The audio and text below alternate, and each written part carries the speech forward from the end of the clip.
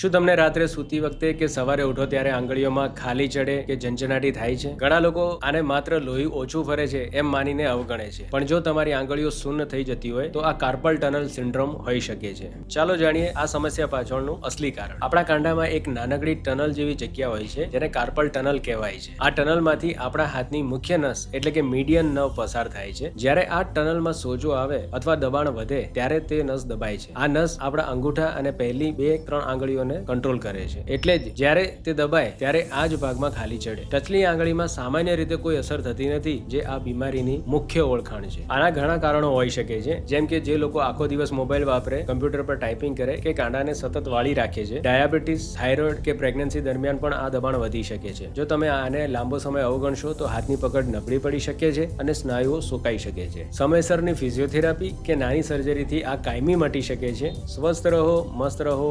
હું doctor Mitesh Patel, Aavan orthopedic hospital, Palanpur.